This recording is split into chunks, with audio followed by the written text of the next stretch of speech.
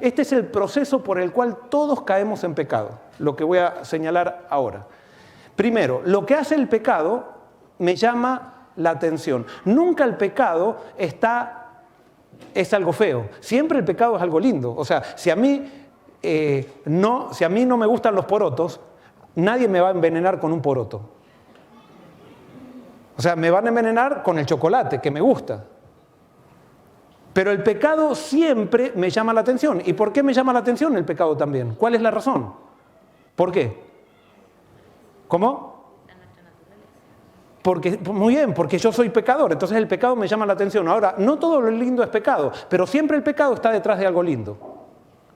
¿Se entiende? Entonces el pecado me llama la atención. ¿Se acuerdan? Eva iba caminando por el jardín del Edén y de repente hubo algo que le llamó la atención. ¿Qué le llamó la atención? Le llamó la atención el árbol y el árbol prohibido, y le llama la atención que una serpiente, que era el animal más hermoso, y después lo que más le llama la atención es que la serpiente, ¿qué hace? Le habla. Me capta la atención. Cuando uno estudia pedagogía, le enseñan que lo primero que tenemos que hacer en una clase es llamar la atención del alumno. Bueno, Satanás es un especialista en llamar tu atención.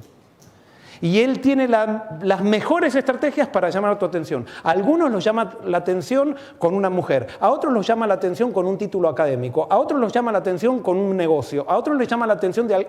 Pero él te prepara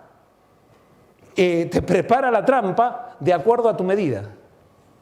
Entonces el pecado siempre me llama la atención. Después de llamarme la atención, yo analizo lo que me llama la atención. Por ejemplo, Eva iba caminando, ve la serpiente que se acerca, la serpiente le habla y Eva en el acto analiza y dice, caramba, hay una serpiente que es hermosa, que me está hablando y se supone que las serpientes no hablan. Hace un análisis uno. Y eso te pasa a ti también. Y después de analizar viene un deseo instantáneo. Hasta ahí no hay pecado. ¿Cómo se llama eso? Eso se llama tentación. Se me descalibró ahí. Eso se llama tentación. ¿Cuándo es que yo caigo en pecado?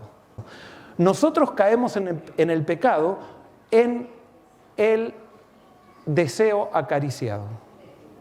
Lutero decía, yo no puedo evitar que los pájaros vuelen sobre mi cabeza, pero yo puedo evitar que los pájaros hagan nido en mi cabeza. Yo no puedo evitar la tentación está en todos lados, pero yo puedo evitar que la tentación haga nido en mi cabeza.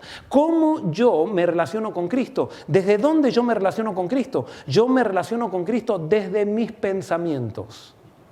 Allí comienza mi relación con Cristo.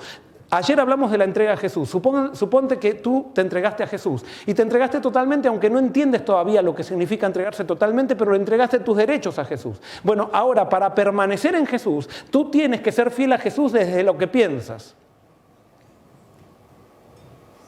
Y ahí se juega la batalla. La batalla espiritual se juega en tu mente y nosotros tenemos que aprender a pensar bien, y por eso arrepentimiento significa cambio de ¿qué? Cambio de mente. Eso significa metanoia. En griego es cambio de mente. Metamelomai es remordimiento. Acá el hermano preguntó, ¿qué sintió Judas? ¿Arrepentimiento o remordimiento? Antes traducía en ese versículo y Judas devolvió arrepentido las 30 piezas de plata, y nosotros cuando leíamos eso, cuando dábamos estudios bíblicos, muchos decían, no, entonces Judas se va a salvar porque se arrepintió. No, la palabra ahí es metamelomai, devolvió con remordimiento las 30 piezas de plata. ¿Por qué estaba tan triste Judas?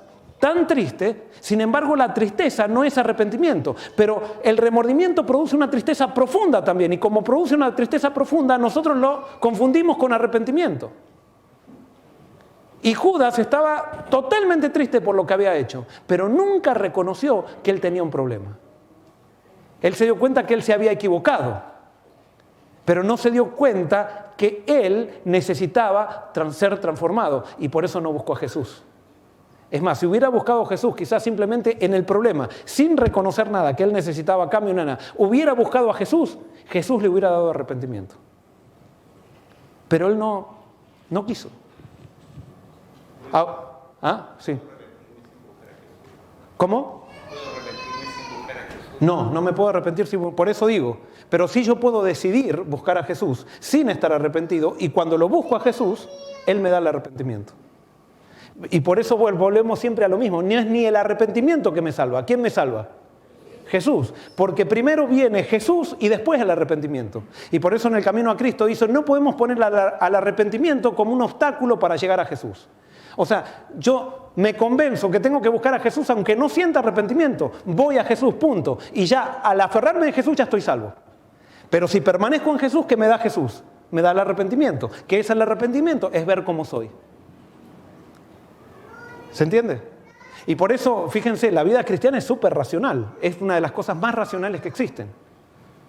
No es cuestión de sentir, ay, no siento arrepentimiento. ¿Qué importa que no sientas? Busca a Jesús y acabó. Es tu voluntad, no es tus sentimientos. Y por eso tenemos que entender el papel de la fuerza de voluntad en la vida cristiana. Viene el deseo acariciado. Después del deseo acariciado, ¿qué viene? ¿Qué viene? No, ahora viene la decisión. Yo decido hacer lo que la tentación me está proponiendo. Y después de la decisión, ¿qué viene? Después viene la planificación. Yo planifico hacer lo que la tentación... Nunca se hacen las cosas sin planificar. Todo lo planificamos. Y después de la planificación, ¿qué viene? Ahora sí, ¿qué viene? Ahora viene el acto. Ahora, fíjense, el acto es la manifestación del pecado, pero no es el pecado. El pecado ya estaba ¿dónde? Estaba en la cabeza. Nadie cae en pecado así decir... Por ejemplo, supónganse que viene me he encontrado con esa... Ay, es que pastor, ella se me ofreció. Y yo soy hombre. No, ya lo tuviste acá en la cabeza, eso no caíste con él. Ya lo viniste pensando, si el día que se te ofreció, caíste. Pero ya lo venías metido acá en la cabeza, lo tienes en la cabeza. El pecado comienza en la mente. Los actos son simplemente la manifestación del pecado, pero el pecado ya estaba. La fiebre no es la enfermedad, es el síntoma del pecado. Los actos no son el pecado, son el síntoma del pecado. Es más, puede haber una persona que nunca caiga en un acto y sin embargo estar en pecado. Los fariseos. Los fariseos, algunos, no cometían actos malos. Por ejemplo, Nicodemo no cometía ningún acto malo. Él no era como los otros fariseos que eran medio degenerados y todo eso. No, Nicodemo, porque él era parte del Sanedrín y todo, se portaba súper bien. ¿Y estaba en pecado, sí o no? Sí, estaba en pecado. Y yo me puedo perder portándome bien. A mí me atrae una mujer, mi secretaria, supónganse. Que me atrae mi secretaria y ese día me discutí con mi esposa y eso, y mi esposa justo salió de un parto y entonces está en camisón en la casa con todos los pelos parados y eso, y entonces viene mi secretaria y está con el último perfume, con esto. ¿Qué viene ahí? La tentación, me llama la atención. Ahora, yo empiezo a pensar en mi secretaria y entonces ha cedido la tentación. Entonces mi secretaria me dice, Joel, esta tarde vamos a terminar el trabajo que hacíamos en el café. Sí, está bien. Y vamos al café. Y no pasa nada. Pero después al otro día había un trabajo y me dice, Joel, ¿qué tal si lo terminamos hoy en mi departamento? Entonces, yo voy. Pero cuando voy, todavía ¿quién está trabajando en mí? El Espíritu Santo.